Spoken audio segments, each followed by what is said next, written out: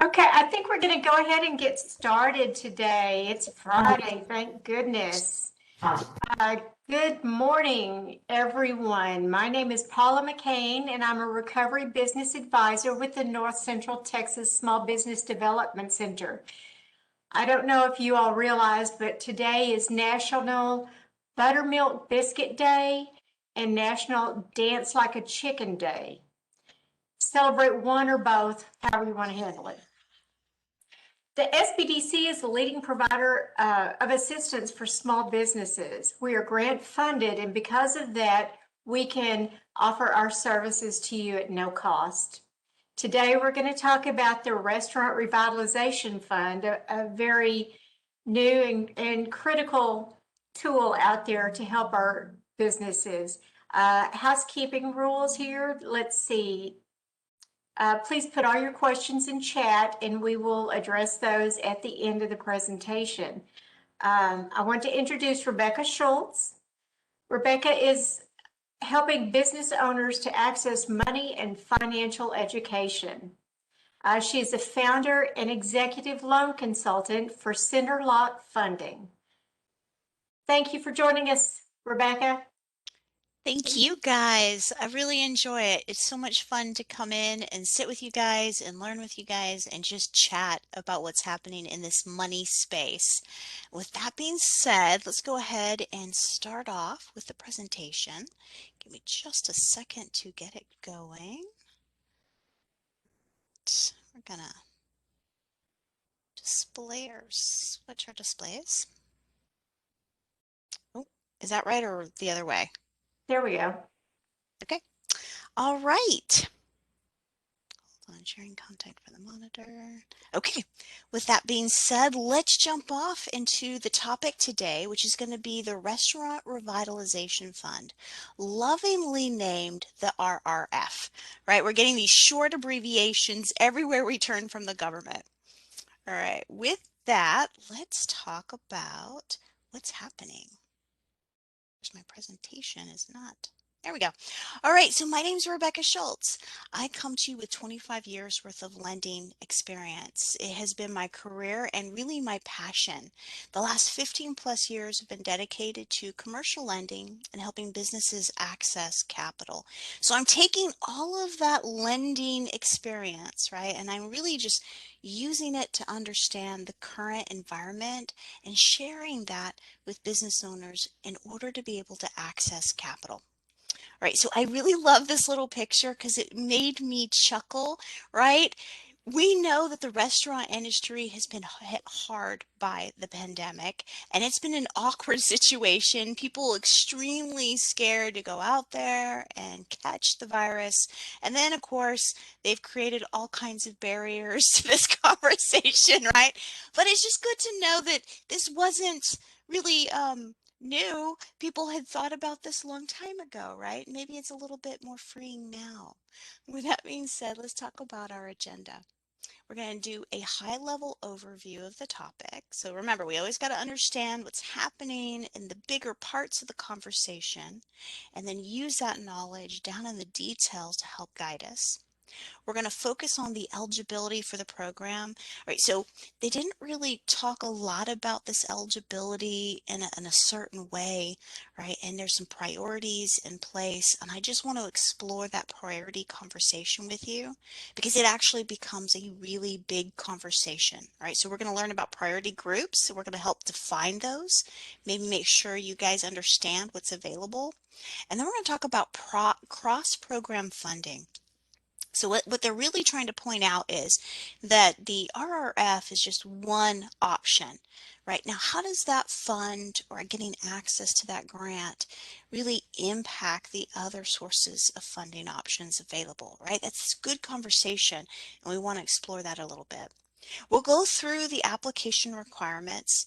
Now, I'm going to be honest with you, I'm not going to spend a whole lot of time doing that because the government has done a fantastic job issuing out webinars themselves on those little minute details. They've done a lot of work trying to make sure that the application is much more user friendly, right? It interprets your answers and minimizes options based on what you're putting in, so it's less confusing to mess up. All right. And I really just want to do the conversation more or less around the application and the support documentation that you're going to be looking at and understanding. So calculating how much money you can access, that gets a little confusing. I know. I've been in those conversations with people and they're struggling to understand exactly what should be going in certain fields and what they should be omitting.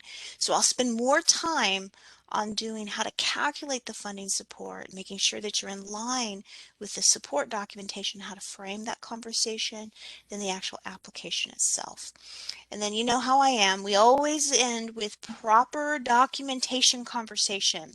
So this program extends for 2 years, right? You can use these funds over a 2-year period of time. That's 2 years of making sure that you're keeping up with your support documents and this whole audit protocol. So we'll spend some time on that. Sound fair? Okay, so let's get started. All right, so for the high overview, I honestly had a little tiny heart attack just before I logged into the presentation because I saw this little email, right? And it talked about the RRF and it was coming from some really strong sources, right? And I was like, oh, wait, hold on. I'm about to talk on this. What are they saying? So I'm going to share with you what they're saying, that they've already pretty much run out of money for the RRF. I know, right? Like we're going to go cry.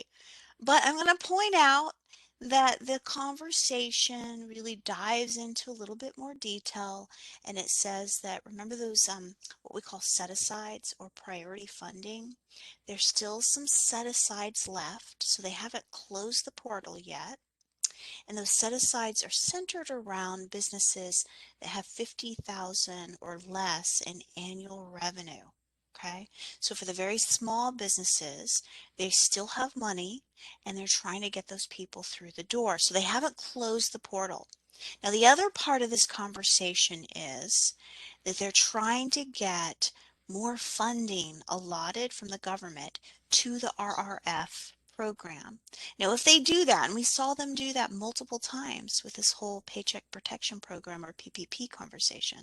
So if they do that, then it's really important that as far as an order of priority, like when you submitted your application, that your application's ready to go and be considered, right? And that actually helps with the conversation to get more funding when there's more people that have raised their hand and requested support. So although I'm giving you the newest information, the most recent update, and it's not so positive, I still am going to encourage people to please go in and apply if you have yet to.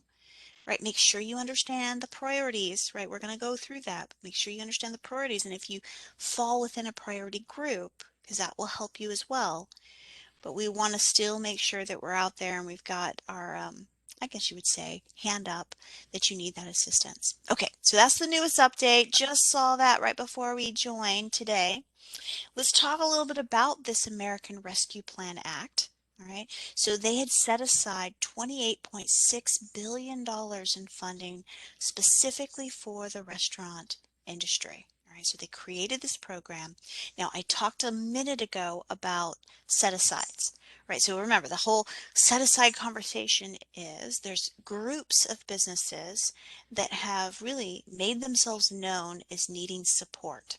Right, and so the government, in response to their needs, are making sure that funding is available for those specific groups. And so the set-asides include $5 billion with the 2019 gross receipts not more than $500,000. That means those are really small businesses that didn't make more than $500,000. They want to make sure that they're taken care of. The second set aside, which is $4 billion, are going to be for businesses that are between $500,000 or 500,000 to 1.5 million gross receipts. Okay, so notice they're noting that that small group of businesses need support too, but not as much as the really small businesses. All right. Then they've got what 500 million for businesses that didn't have more than $50,000 in gross revenue. So the smallest of the businesses, and that's what I also pointed out, was where they're still got money, right? So they started at 5 million, they're down to 330 million right now.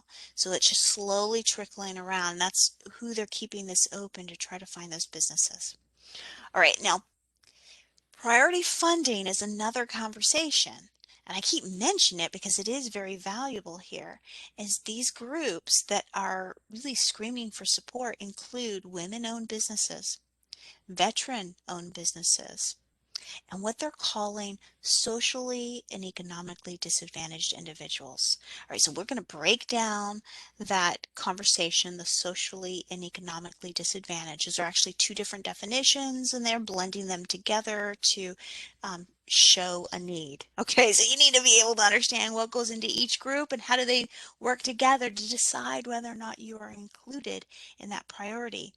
Right, but what I wanted to also state is that they've got this time frame that they're using to understand who gets access to the funds soonest, right? And so that's going to be the priority funding who's been able to see their applications be pushed to the front of the line, and that actually ends on May 24th. But what I just said on that last slide, the money's run out. So unfortunately, any of these businesses that don't have the priority funding, well, unfortunately, money's gone, right? So now you know why the priority funding is important. All right. So let's move on to the next topic, which is eligibility, right? So who can actually gain access to these funds? So they're talking about eligible entities. So number one, you can't be permanently closed. Now, if you're closed now, you're shuttered now, but you have the intention once you get support to be able to reopen and you have that ability to reopen, right, then you are not permanently closed. But if you have permanently closed, you let the lease go, you're not going back in business, then you're not able to apply for the grant. Okay, so again, it's existing businesses, not new businesses that get the support. All right, so you can't just go and throw up another business real quick with these funds. That's not the purpose. All right, and then it has to be a for-profit business. They are not letting nonprofit businesses apply at this time. All right, and then businesses that are public or have patrons assembled primarily for the purpose of being served food or drink.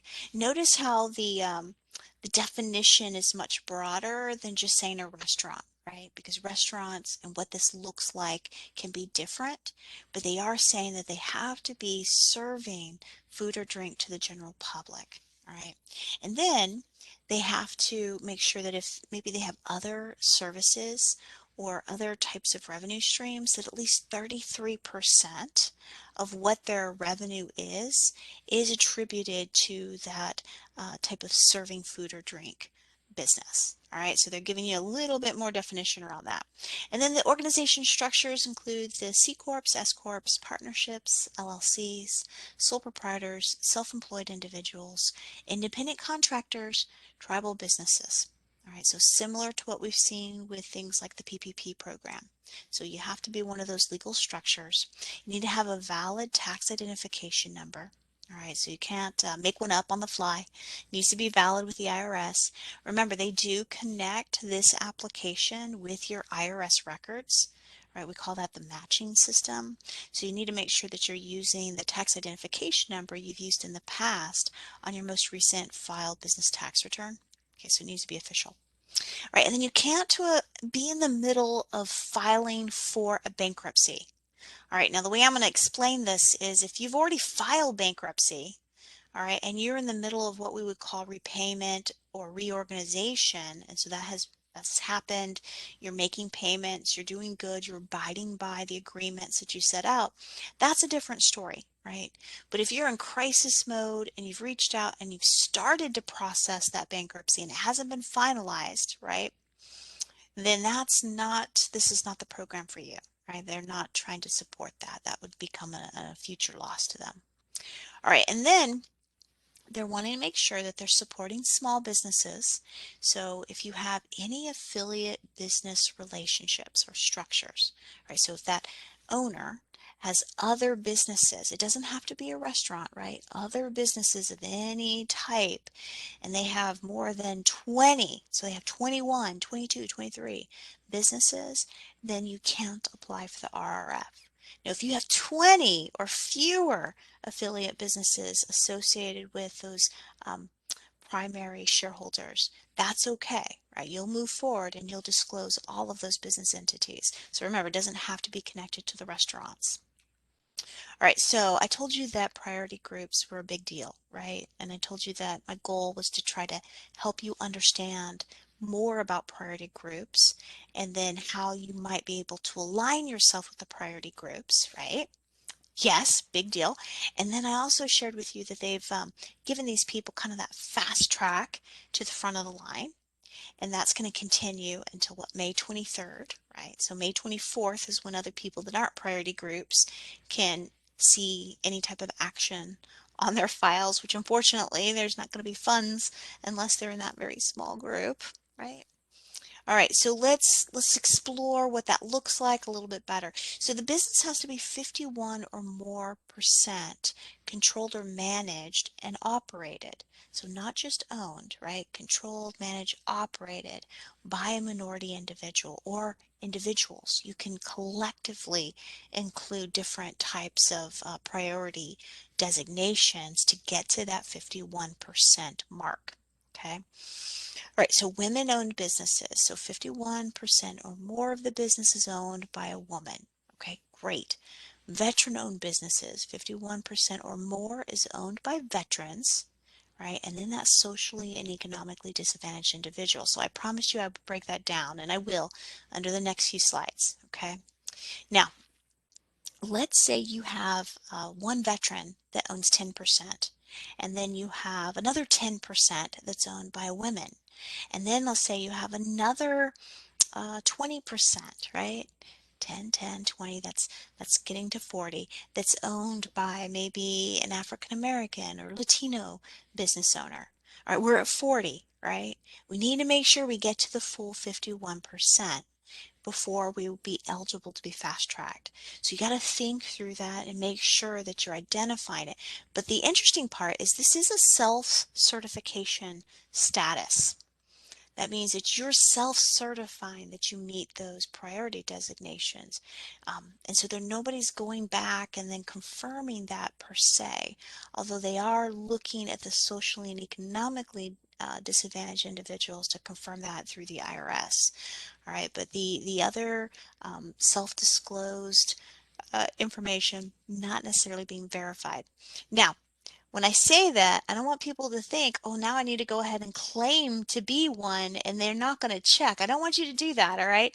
So what they're doing to keep people honest is that will be public record. Okay, so we saw how this all worked with the PPP program and the EIDL program. Remember, anybody can go and find out who applied for that type of assistance, right? And we saw where some of those big businesses that had applied for the PPP, they got called out, saying, oh, they said this. Okay, so going back to that public record conversation, so you don't want to, state something or self-certify and have it not be true because they're going to be going back and people will be able to see that information. Okay, so moving on to really explore the socially disadvantaged conversation. So what they're saying is that's going to be people that were subjected to racial or ethnic prejudice, right, cultural biases because of their identity as a member of a group with regard to their individual qualities. Okay, so we could say African American individuals, we could say Hispanic individuals, we could say maybe Asian Pacific individuals. So they're giving you some ideas, right? Maybe even Native Americans, Alaskan Natives. So they're putting these groups of historically known, um, you know, identities within this, but that's not limited to that, right? So the LGBTQ community has been designated as one of these socially disadvantaged groups. Okay, so you got to think beyond that and say, are you being held to a part of group that has seen some type of cultural bias against them.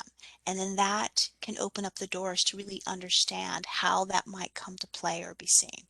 All right, so it's not just about the skin color or where your origins are, right? It's about groups of disadvantaged or any type of prejudices out there, or prejudice.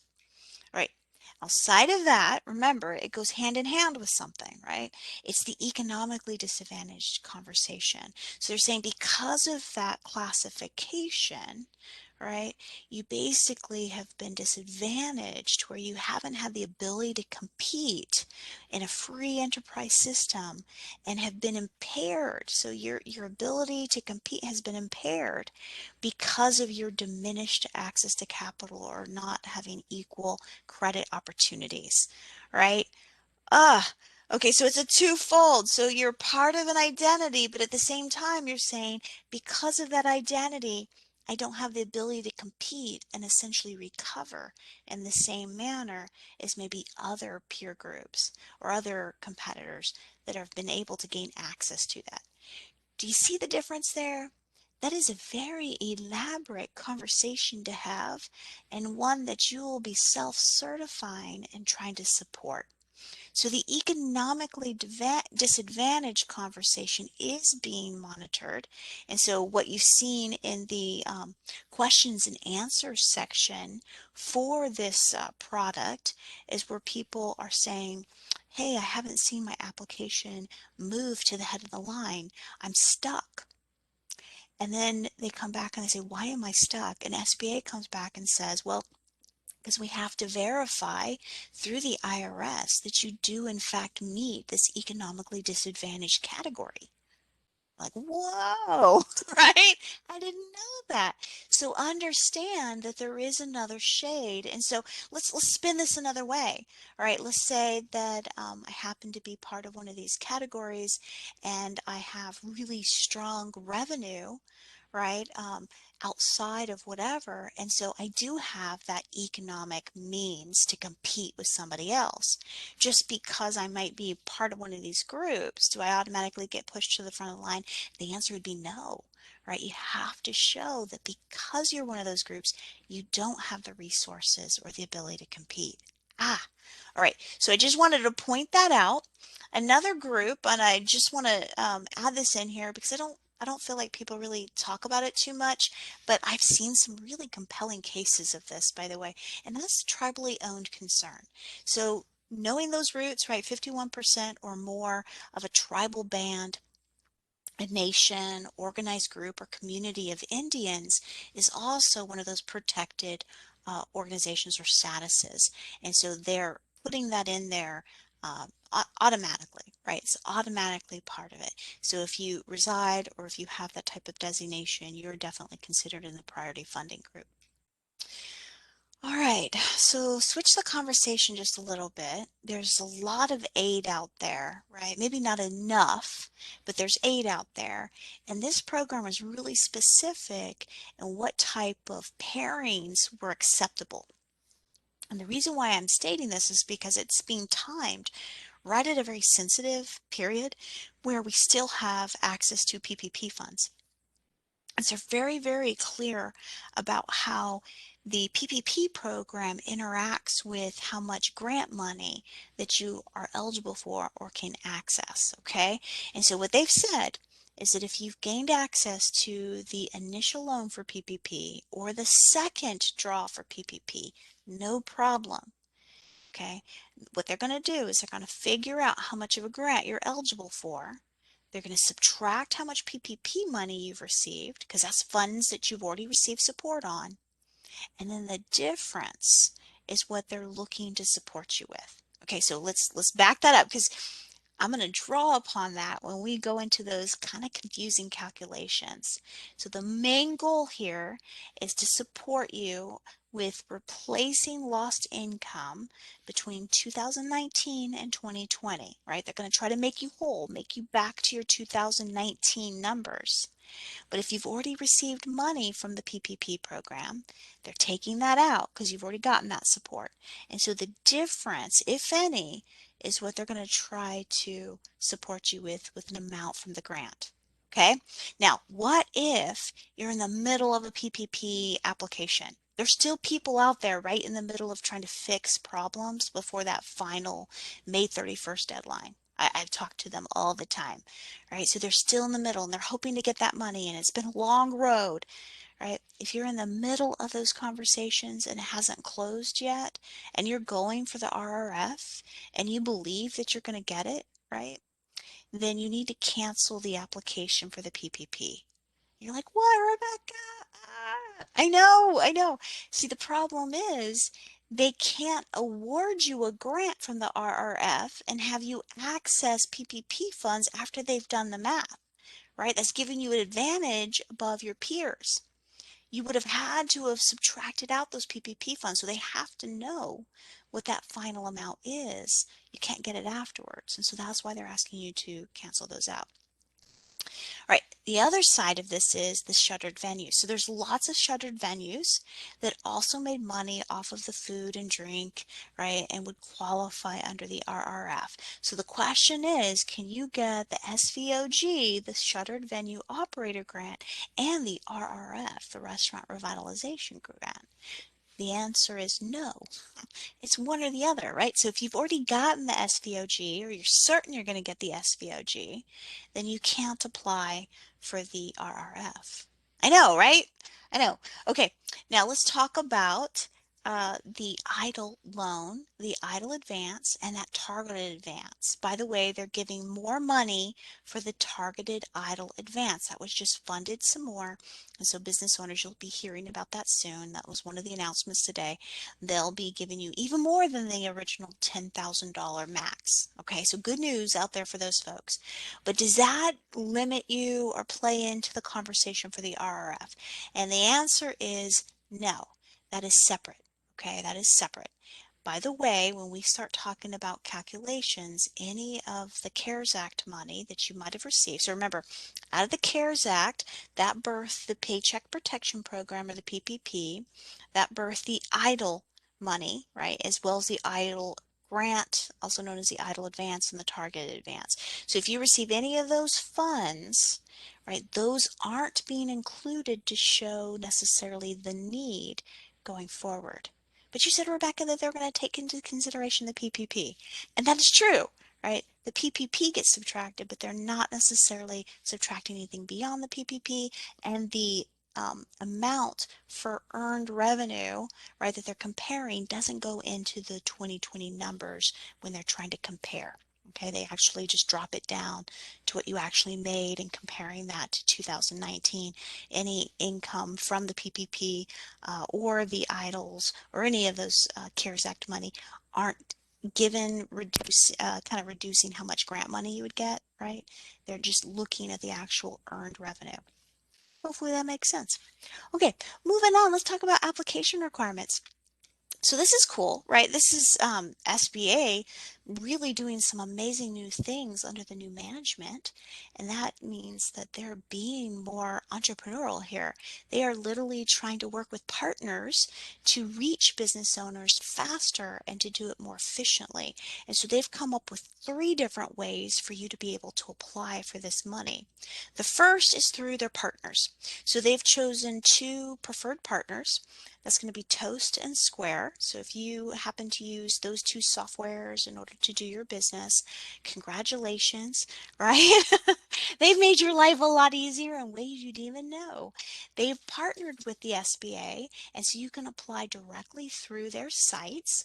And because they have access to your sales records, right? They've essentially streamlined the application process, so they're plugging in that type of data to allow for a quick understanding of your eligibility. Pretty cool.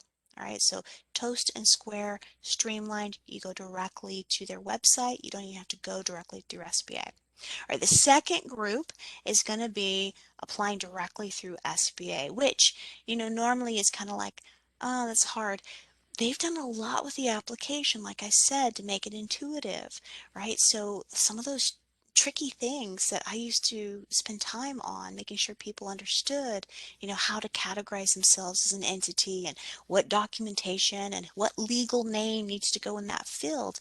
They've been able to go ahead and make incorporated within the application so that you can answer those questions on your own and get through this faster without having to guess. Okay, so all that has been put into a brand new type of application portal, and with their instructions, you can get through it within like 15 to 20 minutes tops. Very, very simple. So the SBA is the second way to apply. The third way is by phone, and they really frown upon this, but there's some individuals, some really small businesses that may be in rural areas that don't have access to internet, or internet is splotchy, right? And they need that type of additional assistance. They need that guidance. And so they have made a 1-800 number, 844 number right there on the screen that you can call, and you'll have a guided person on the phone asking you the questions and inputting the information to the SBA system. Now, they do require that the documentation that would normally be uploaded be mailed to them, right? So you can see where that slows things down, and that can take roughly 2 weeks for processing time. Now, when you're looking at all these three options, if you have a partner relationship, that's number one. You'll go faster, right? Number two is going to be SBA, and the last resort would be that phone. Okay, with that being said, let's talk about some really important details. So you want to be consistent with how you apply for the RRF with how you've applied for the PPP loan. Okay, so this is where a lot of the problems are coming out of the application process. People are applying under maybe a management firm, and yet they've applied for the PPP under each individual business, right? That's a conflict. You need to make sure that your PPP loans will automate or pre-populate on the application so that you can calculate your numbers properly, right? Because that's a big part of that formula I shared with you. So you need to be consistent. Go back to your applications or maybe your PPP closing documents and make sure you understand what was the EIN you applied for and how did you structure that. And you're going to mirror that as you go into the RRF. Okay, so you want to match the data that's already on record for your entity. I talk a lot about that in the PPP program, right? So if you're filing for your taxes under one EIN and one entity name, and you've hopefully matched your PPP and your idle loan to that name, right? That would be my instructions. You're going to match this loan to it. Everything needs to be consistent and matched together. Poor matching is ultimately going to cause a delay in funding and have your file be somewhat pushed to the back of the line. So you want to make sure you're clear on communicating. All right, so once you've kind of figured out how you're going to apply, you've identified that you're eligible, if you're part of those priority groups that we talked about, you know that game plan, you know what that looks like for you, and you're clear that you're going to be fine with that. Then you go out to, and let's say you're not going through Toaster Square, that would be a separate type of application, right? You're going through them. If you're going directly through SBA, this is what it looks like. So before you go in to complete the application, you have to register and get your business entity lined up with the SBA Connect portal. All right, so you go in there, you're going to set yourself up with a username and password. You're going to connect your entity with the government, right, through login.gov. You're going to do that right here under that restaurant or required to start the application. And once you've done that, then over to the right, you'll log in, okay? And they actually opened up the registering to enter the portal. They did that the weekend before they started the application so people could kind of get their bearings and get ready. All right, so once you log in successfully, you'll go ahead and answer the eligibility questions. All right, this is just really simple. I think you guys are really good at filling out online applications by now, right? So essentially it's telling you these are the flow chart here, your eligibility, business details, award calculation, deposits, all the way down to the summary, right? That's the flow.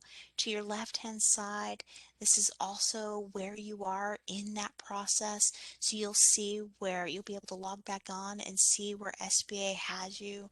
Are you It shows being submitted. Are you still having your information verified through the IRS? Has it been, moved to underwriting? Where are you? You'll be able to log in and see that status anytime you want. Okay, that's kind of cool. It's way better than the idle program. Right, but you'll start here by focusing on those eligibility questions and answering them properly. And then next you go to the hardest portion of all of this, which is putting in those business details. So remember, you want to put them in the same way that you've applied for other support, primarily the PPP support, because it's important that the SBA pre-populate or show accurate PPP details when you get to the next level, right? Because that impacts how much grant money you ultimately qualify for. So you'll go ahead and put in the business details. Make sure that you are identifying yourself as any of those priority groups. You can't go back and do this, by the way. All right, you can't just blow through this and then all of a sudden decide, oh yeah, wait, I am part of one of those priority groups. I guess I missed that. You can't go back. Nobody can fix that for you. You get one shot at this, okay? So then you want to make sure that you're identifying that right up front.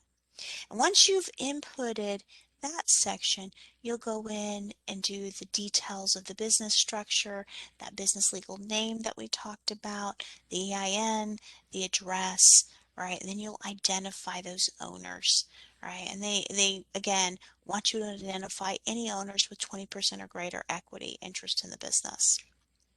Once you've done that, then you get to go through and select or tell them if there's any of those affiliate businesses. So remember, I had defined that for you. An affiliate business is when you've got a shareholder that has other interest in other businesses. It doesn't matter if it's the same industry, right? So if you have a material owner that has other interests in other businesses, you have to disclose that, even if it's just holding companies. Okay, so once you get through that, then you're into this whole award calculation conversation. Now I'm going to handle this a little differently in just a minute, all right? I'm going to walk through each of those kind of calculation models, so we'll get some more detail there. But you have to answer, of course, how you're going to use those funds. They're giving you different eligible expenses, so you want to make sure you have that. And at this section, you'll be able to see those PPP loans. All right, so it's matching up to that entity EIN number, entity name. So ideally, since you're going directly through SBA, those PPP loans should pop up on the screen. Where you want to go carefully is if those loans aren't accurate, if the loan number isn't accurate based on what you're looking at, right? If the amount is not accurate, you need to fix that before you move forward. You can't just blow through this, okay? Because that will impact you and there won't be a way to fix it. If the amount is different, for instance, the lender offered you X amount and you took less, you need to go back to your PPP lender and get that fixed on their end so that when you come back into the portal, it's correct before you can accept and move forward. Okay? So just remember, if there's any issues with the PPP loan number, the SBA through the RRF program cannot help you. You have to go back to the PPP lender to get that type of fix or resolve. Okay, so once you've gotten to that section, right, and you've identified those PPP loans, then they're going to allow for you to start your calculation methods. All right, so there are 3 calculation methods. Okay, and then the 4th table that you see here helps take in any affiliate business information to understand any maximums or thresholds that you might reach because of that affiliate relationship. They have some maximums there. All right, so 3 different calculations, and the 4th option is any type of caps or maximums. All right, now which calculation you use is going to be based on your unique situation. And this is where I'm going to walk through that in more detail in just a minute. Just note, you'll select the option that best fits your business, and you'll move forward by identifying your 2019 gross revenue, if that's applicable based on your calculation, the 2020 gross receipts. Remember, that does not include any CARES Act money. and then of course the number of locations. All right, and it's going to help you calculate that award automatically based on that data entry. And remember, it is subtracting any PPP funds that were on that last page. All right, okay. This is kind of interesting. So once you've identified how much you're eligible to receive in grant money, they're giving you kind of like this option to identify that deposit relationship and then connect the deposit account. So it's the connection piece that I want to slow down and talk a little bit about with you, okay? So it's normal. You guys have put in your bank account information to be funded before, right? You did that for the EIDL. You disclosed that to your PPP lender for that loan. It's nothing new to you. Well, what they're doing right now is new.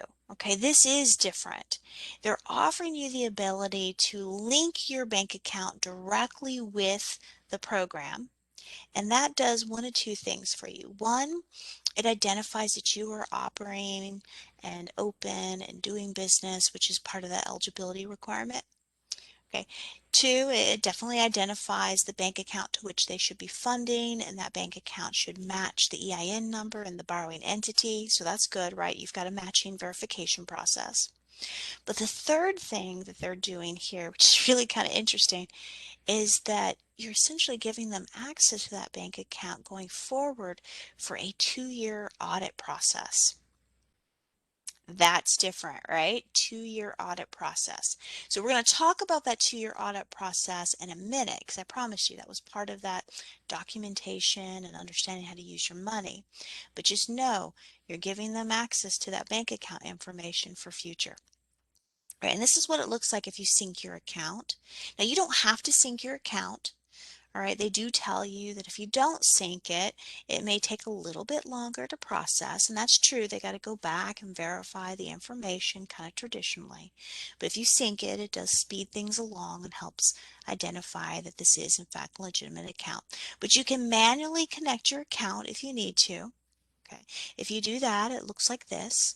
You'll go ahead and put in the bank account name, account number, routing number, and they're going to ask for you to upload 3 recent banking statements. All right, and that verifies the activity of the business, the recent cash flow activity of the business. I know, right? So it's subtle, but they're getting more information here, and it's going to be used to help understand your business a little better. All right, here you go, support documentation. So based on the calculation that you're using, you'll want to upload the proper documentation. All right, so they definitely want a 2019 tax return. Has to be filed tax return with the IRS. Definitely required. Okay. Um, and that's if you have one, because you could be a newer business that didn't operate in 2019. And in that case, if you're using calculation method 2 or 3, you wouldn't have it. But if you were operating in 2019, you must have that. And then potentially the 2020, and we'll talk more about this, but you'll upload that support documentation. Remember, if you don't link your bank, you got to do the 3 bank statements, 3 months of bank statements. Okay. And with that, once you get through the supporting documentation tabby, then you're back into the authorized owner conversation. So you want to detail those owners that have that 20% or greater ownership, and especially the person who's going to be communicating on behalf of the company. All right, when you get to that section, then all those details, right, everything that you input into the application will be available for the summary. And in that summary, I'm going to recommend that you print this, okay? Print it so that way you know what you inputted going forward, right? You should be able to see the application data going forward in the portal, but just print it for your records. And then you'll be able to sign and submit the application electronically, okay? So here you go. This is, make sure you're holding on to your confirmation code. That's a big one as well. So you can show that it has been submitted, and then it should show that it was over here in the submitted button over to the side to the left as you try to see, where your file is going forward in the processing. Okay, pretty straightforward, right? Little details that I wanted you guys to really understand, but pretty straightforward. All right, so The questions that come out of this section are rough. Okay. I'm going to warn you. I'm going to warn you how to calculate funding. I would get calls and people are like, I'm getting a negative number. Does that mean I don't qualify? Like, I definitely need the money. What's happening? So before I even go into definitions and show you the calculations, I just want to point out again, the main goal for the program, for the grant, is to look at what the company had earned in 2019, okay, if it was operating in 2019, and then what it earned, right, gross earned revenue, not grant money, gross earned revenue in 2020, and then give them support to get back up to the 2019 numbers. And so that's where they're taking out the PPP funds because that's already been there to support them, right? So they're trying to get you back up to where you were in 2019. If you're newer, and let's say you started operating January of 2020, right, and you don't have 2019 numbers, they're offering for calculations 2 and 3 to at least help you cover those out-of-pocket expenses minus any PPP funds to at least keep you from failing, right? So it's not any new money, it's just covering expenses. The conversation slightly shifts. So when you're looking at your data, you want to make sure you're lining up your numbers for the conversation to show the need, okay? Show that difference, whether that's from 2019 or it's the expenses. You're trying to get support just to cover that difference, okay? So main goal explained. Let's go through the definitions. So remember, if you were operating in 2019, whether it was the full year or just partial year, you're gonna need your gross receipts for 2019 and they want to see it in a tax return. It's a must. All right, and if you are a Schedule C filer, meaning that you're a maybe single member LLC or an S Corp, for whatever reason, your taxes for your business were on a Schedule C in the personal tax return, the line item that you're going to be looking at is going to be line 3. Everybody's thinking line 7 because of the PPP, but in this case, it's line 3. 3 is what you're focusing on for the RRF, okay? And then for everybody else, whether you filed with an 1120, 1120S, a 1065, any of those other tax return filings, you're going to be looking at line 1C. All right, that is going to describe your gross receipts or sales. All right, so let's focus on what you need to show in documentation for 2020 for those numbers. All right, so this can look differently based on your situation. Now, they would love to have your 2020 tax return if you've done that. If you've done that, no problem, right? They can verify that through the IRS. You're going to upload a copy of that tax return. If you haven't done your 2020 taxes, don't stress. They're giving you some other options here. Maybe you have a copy of a profit and loss statement or income statement. Same thing, just different terms for the same form, all right? Showing all your revenue, right? Your sales minus your expenses and that net income. That's what that tells them. Then you can provide that documentation for 2020. But if you do that, they're making some strong recommendations here that you sign it, needs to be signed, and you date it. That's confirming that the information you're giving the government is accurate to the best of your knowledge. Okay, so you have to sign and date any of those statements if you're using that in replacement of the tax return. They're also recommending that you provide an accountant comfort letter. Okay, what, Rebecca? I've never heard of a comfort letter. What are you talking about? I know. You don't see them very often.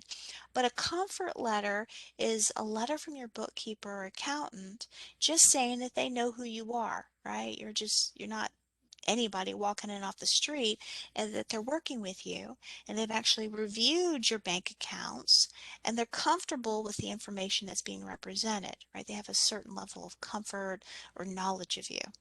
That's the comfort letter. And so I promise you there's templates out there for these accountants or bookkeepers. This is not the first request that you're going to hear from, right? And it won't be the last. So if you're getting a financial statement like a profit and loss or income statement, you're signing and dating it, and it's preferred if you have that comfort letter to go with it. If you don't worry, right? They'll still accept it, but it'll go a little slower through the system because they have to verify it. Nerve-wracking, right? I know. Right, and let's say you have maybe a relationship with another point of sale or POS system, right? And it shows all your sales, right? They're allowing for you to use customized reports from those merchant, right, sales relationships to be able to show that for your 2020 data, right? And so there's certain relationships that have created special forms specific or reports specifically for this process. And so I believe that's going to include, let me try to remember some of these names here. By the way, just go and look up and make sure if there's any specialized reporting, but it's eluded me, but just go look in your POS system if they do some reporting. I'm sure they've created some special reports, but that will show. Now, as you're looking for custom reports, make sure that if you did any business with DoorDash or any other ways of keeping up with sales, that you're taking all of that into consideration and you're providing all that support documentation to show all of the sales for 2020. Okay, not just some of them. You are having to report everything. Okay, with that being said, the following does not go into this 2020 gross sales or gross receipts. Okay, your PPP loans, remember they're subtracting those out, right? So that should not be in that total for 2020. Your EIDL loans, EIDL advances, any Randolph-Shepard Act relief funds, all right, any of the, we call it Section 1112, that's that debt relief program. So if you have an SBA loan, and SBA made payments for you in 2020, right? None of those payments that were made for you go into that relief, right? That's not supporting. And then, of course, they've busted this down to even the state or local small business grants. A lot of that came with CARES Act money. And so if you had any state or local business grants, subtract those as well. That's not part of your earnings. So when you think about that, right, what they're telling you is that make sure your 2020 numbers don't take into consideration any of the relief or aid. They have to just truly be the gross earned revenue from the business. Because remember, the goal is to look at what you made through the business and compare it against 2019 if possible, right? And so by not including that, they're trying to get to a true number, right? Giving you more benefit there. All right, and then any taxes or money collected and remitted to a taxing authority. So that's not your earnings, right? That's you paying the tax man. You shouldn't reduce your grant money by collecting money for other people. So just remember, it's truly what you earned. Okay, so moving on, let's talk about 2021. And you're like, what, Rebecca, 2021? All right, so if you're calculating using method 2 or 3, right, you actually can include any sales all the way through March 11th of 2021. March 11th is when they passed the American Relief Act, right? So they're looking at anything in 2021 up to that date. And we'll talk more about, why would they want this money? I promise I'll walk you through that. But you can use those customized POS sales data or reports. Remember to include any DoorDash sales, right? Any of those externally prepared profit and loss or income statements. Remember, you got to sign and date those, and they do want that comfort letter. All right, and then don't include any of that PPP funds or EIDL advances or the Section 1112 debt relief, state or local grants, or any of that, right? Show the true number that you actually earned in 2021. Okay, so now that you know, like the support data they're going to be asking to frame the conversation, to show your numbers. By the way, all of that has to be uploaded, remember, to the files for review or processing. Now let's focus on these confusing calculations. All right, so there's 3 different ways to calculate your grant amount, and it's going to be based primarily off of the age of the business. Okay, so calculation 1 is for businesses that were in operation for that full 2019. So if I opened my business in 2015, right, and I had a full 2019 to show, I'm going to use calculation 1 hands down, no other questions. Okay. Calculation 2 is going to be used by businesses that were opened in 2019 but not for the full year. So maybe I started my business in March of 2019. I wasn't open for the entire year. So now calculation 2 is going to help me average that out to be able to look at an average full year in comparison to 2020. Okay, that's 2, partial year. All right, calculation 3 is for a new business that didn't have any type of income coming in 2019. Okay, none at all. Let's say they started in January of 2020, right before the pandemic. What do?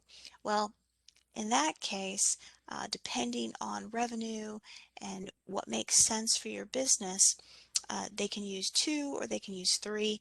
3 basically is looking strictly at the costs in order, or the expenses that were incurred by those owners before they could operate, right? They were kind of caught in the middle of trying to get started, and they didn't have, just caught them by surprise, and they didn't have any revenue, but they certainly stuck in there and they tried to grow the business even through a disaster. Okay, so calculation 3, no revenue in 2019. No revenue in 2019. Only expenses may be incurred, and they need support. And that's where they're going to be looking at the 2021 income in comparison as well. Ooh, right? Exactly. Okay, so let's look at table 1. And this comes directly from the pre-application. So SBA made a pre-application available. And so you can go in and start the pre-application. So by the time that you get to the online application, you know exactly how to answer these questions, right? And you know how all this information works together. I highly advise you to do that. This allows you to step back and see what information went in, okay?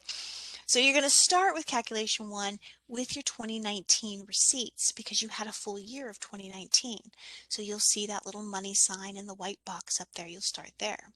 And then they're asking you to enter in the 2020 gross receipts. All right, remember that gross receipts doesn't include any of that other money we talked about, the CARES Act money. All right, and then it's telling you to figure out what the total PPP funds you received. Remember, we're subtracting that. All right, and then under line 4, you're adding together lines 2 and 3, right? You're adding that together, and then you're subtracting your line 4 from 1. So you're taking together how much money you made in 2020 and your PPP funds, and you're subtracting it from your 2019 money. And if there's a difference, right, meaning that you lost money beyond what the government has currently supported you, then they're offering you a grant. Now, if you do these calculations and it's negative, okay, meaning that you got more money in 2020 through the grants and the support and your pivot, right, revenue than you made in 2019, you don't qualify for any disaster assistance under the grant. The grant's only there to support you with the difference between the 2020 and the 2019 year, okay? All right, pretty simple, right? When you stand back and look at it and know they're only trying to support you up to 2019, you realize, you might have been okay. Okay, switching gears, let's talk about calculation 2. So remember, for calculation 2, you didn't have a full 2019, right? So they're helping you understand how to calculate on an average monthly basis what you would have made in 2019 had you been open for the full year. Tricky, right? Okay, so at the very top, you're going to figure out what were those gross receipts or sales based in your 2019 federal tax return, right? And then right below that, how many months were you in operation for that? And then what you'll do is you'll divide that to come up with an average monthly gross revenue or gross receipts. And then you multiply that average by 12 to get a full year. And then you're going to do the same thing as what you saw in step 1. You're going to turn around and figure out your 2020 gross receipts, right? Minus any CARES Act money.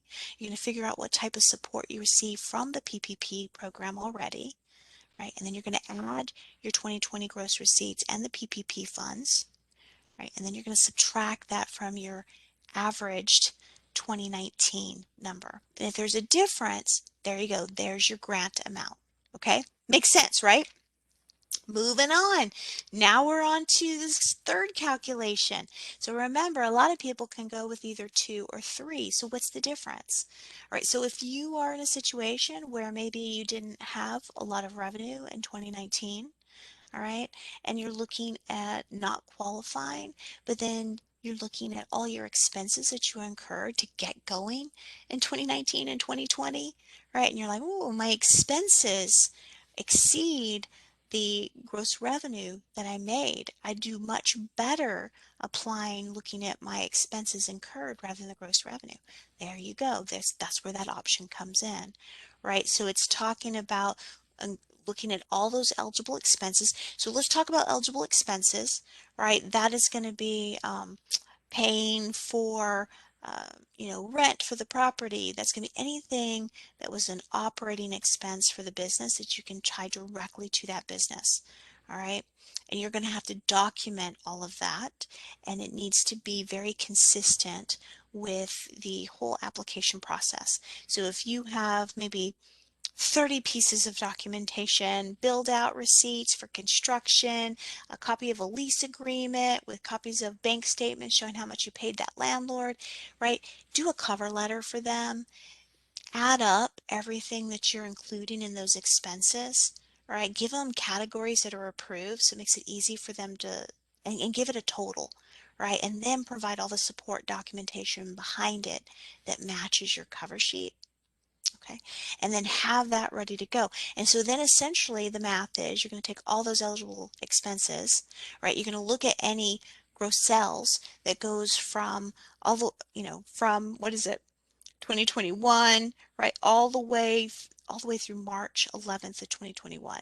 So you're going to look at all of that money up to the date of that disaster declaration or the funding, and then you're going to subtract any PPP. You're going to add your PPP money into it. So all the money you made up to March 11th of 2021 plus any PPP money that you received, you're going to add that together, and you're going to subtract it against all those expenses. And they're just trying to make you whole with your loss or investment. Hopefully that makes sense, right? Okay, so I always like to talk about documentation because documentation is really important, and SBA wants strong documentation in order to allow for the grants to be processed quickly. So make sure everything you're going to provide does qualify. And remember, comfort letters, signatures, and dates, you need to make sure that the data you're providing to them for review is clean and clear, and it has a good explanation or detail that's going to allow for them to move quickly, right? All right, so we're almost done with the program, spending documentation. All right, so the crazy part about this, and they make a recommendation, is that you need to start keeping really good tabs on how you're using any RRF money once approved. All right, so they're recommending that you keep the money in a separate account. Okay, so put it in a separate account, and you're keeping good close tabs on how you're using these funds. And they're telling you that the covered period for how you can spend these funds starts February 15th of 2020. Okay, and it ends March 11th of 2023.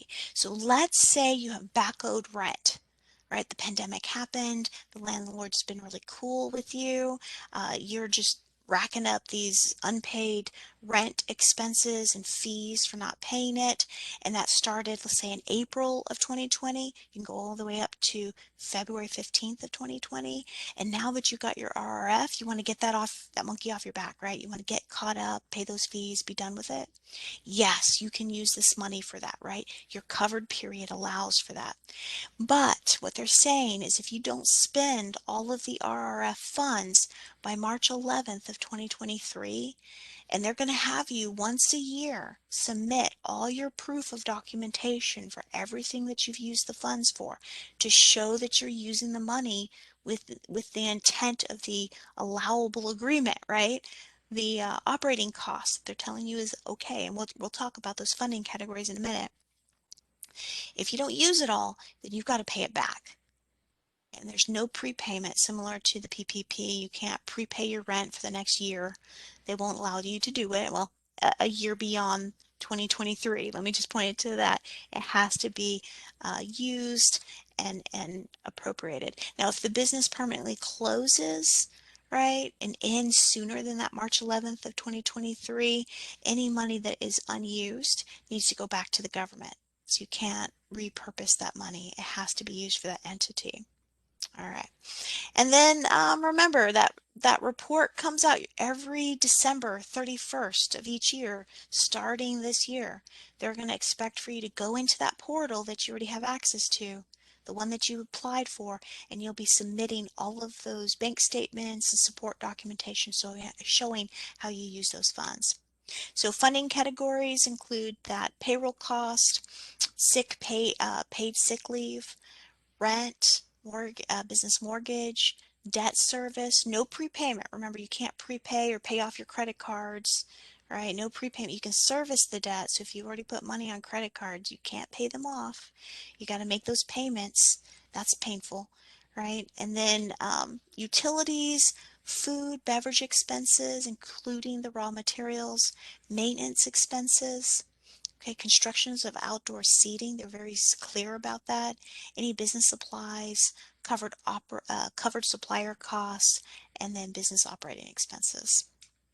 Remember our two-pronged system, right? So as you're documenting your use of funds, you definitely want those bank records. Remember the separate account, make it as clean. So bank records, statements. You want your supporting documentation with the details that it fit one of those categories, that you used it properly. And remember, you're going to be filing those reports annually, so keep a separate file on how you're using it. All right, with that, here's my quick summary. So apply now. So even if you're getting this news and I just told you that they've kind of run out of money, don't let that stop you. Go and apply if you haven't yet, right? You can go directly to the SBA's website or the other two methods that we talked about. Funding is limited, right? We're hoping that they'll refund it. We don't know for sure. But if you have questions as you're going through the SBA application, they do have a hotline and it's manned. I mean, they're doing a great job with this. So the number's on the screen. Just remember, with all things, documentation is important. It's critical to approval and use of funds. All right, so my name is Rebecca Schultz. I'm the founder and executive loan consultant for CenterLock. My contact details are on the page. So if you have questions about the presentation, I am so happy to answer those. All right, my goal is for you to be successful. But with that, that's the end of the presentation. I'm going to go ahead and stop sharing and try to take some questions because I saw those come in the chat box. Yeah, they're coming in fast and furious. Okay, you may have answered this already, but does the priority funding mean that all of the money that has been used so far has been given to those priority groups? Yes, 100%. Okay, so if you're not part of one of those priority groups, you're kind of still waiting in queue. Correct. Okay. 100% correct. Okay. And this one I think you've answered as well. Are all of the funding related to the calendar year 2019 or any funds based on 2020 calendar year? It depends on where you started and which calculation you're going to be using. So remember, calculations 1 and 2 will look at 2019, right? They're using 2019. Calculation 3 is primarily looking at what that person did or that business did in 2020 and 2021, right? So yeah, it's 2020 to 2019. If you don't have 2019, right, then they're looking at what you did in 2020 through 2021, right, in revenue and comparing it against expenses. I know that gets tricky. That gets really tricky. Yeah. Yeah, it is a unique way for them to look at it, actually. Do the 3 months bank statements required need to be current or can they be a few months old? They want current bank statements. So if you're applying here in May, right, they want your April, March, and February bank statements. So Rebecca, just a quick question on that. Sorry, but because that was my question. I had a restaurant that had closed for the last 3 months just because they were so back from their rent. The landlord said, you know, you're done or whatever. So he actually applied and submitted bank statements, but they were a few months old, trying to get this fund so he could, re-engage and continue. So that's why I asked that question. Yeah, so they want 3 months of recent bank statements. And so it's always recent. So I know they're worried about not showing activity, but remember, as long as you're not permanently closed, right, you're okay. And that would be that permanently closed Okay. conversation. Okay. All right. Thank you. You're welcome. Okay. Roger also asks, are these grant funds subject to tax as revenue in 2021? No. So good question. This is going to be similar to the CARES Act money where the government is not going to be taxing the grant money.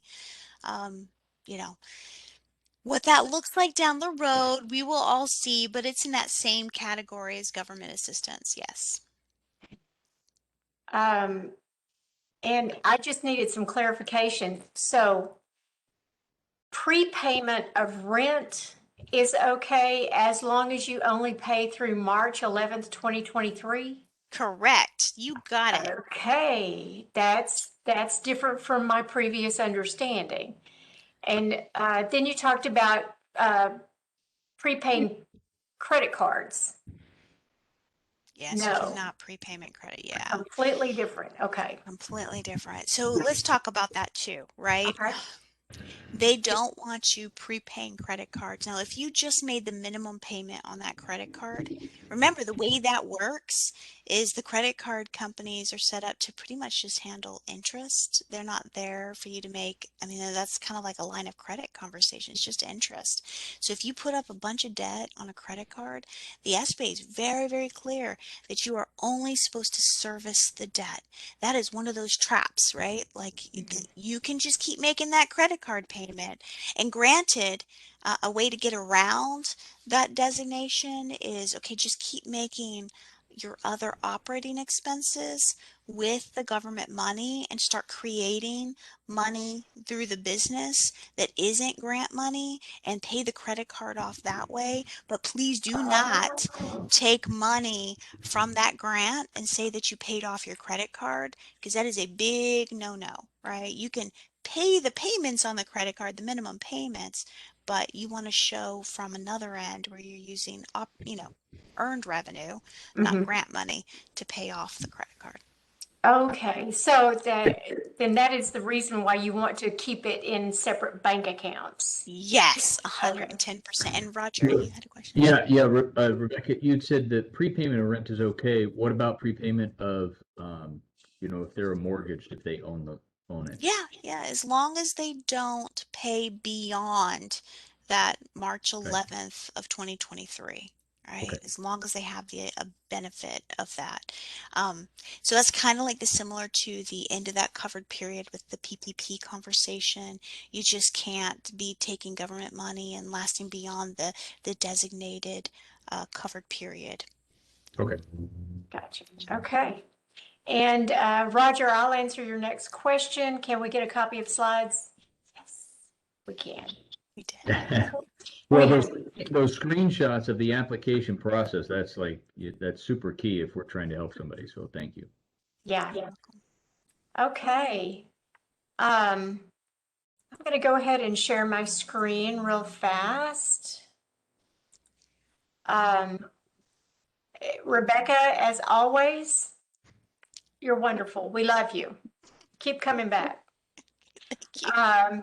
Thank you so much for helping us. And I just want to remind everyone that you will receive a survey after the webinar, and please complete the survey and send it back and let us know your thoughts. Yes, sir.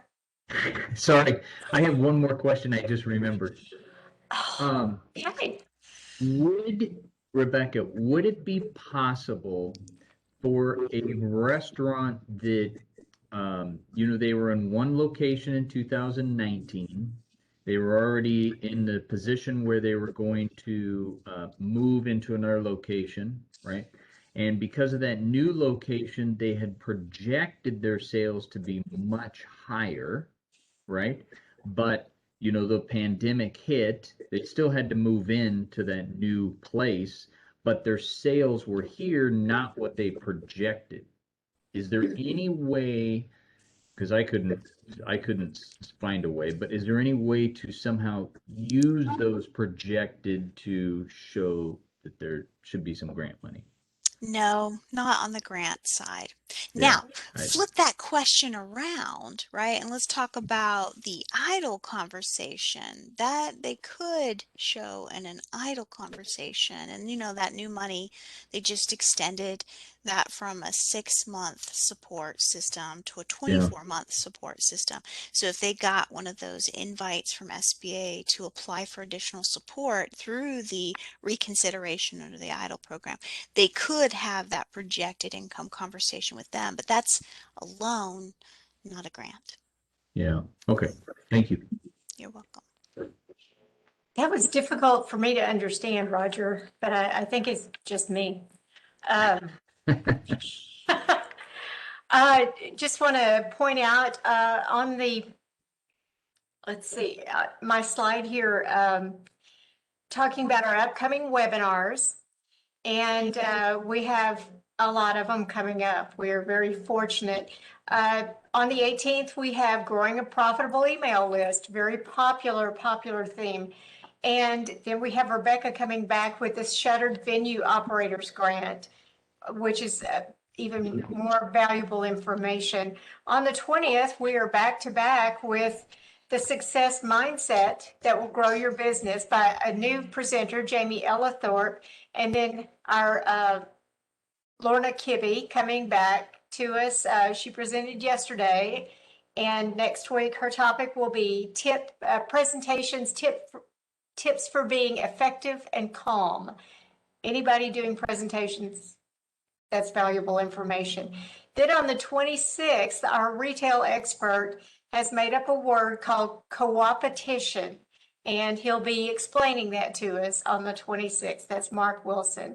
You can go to the SBDC website to register for any of these webinars. At that site, you can also get contact information. You can schedule an appointment with an advisor, and you can also receive resources. All kinds of resources are available there through the small business for small business owners. As usual, we would like to thank our benefactors, the Small Business Administration, the state of Texas, North Texas SBDC Regional Office, and North Central Texas College for our funding. It's because of this funding, again, that we are able to provide our advising as well as webinars such as this at no cost. I thank you all for joining us today, and we look forward to seeing you next time. Go out, enjoy your buttermilk biscuit day or dance like a chicken day, however you want to handle it. Thank you all, and we will end the webinar.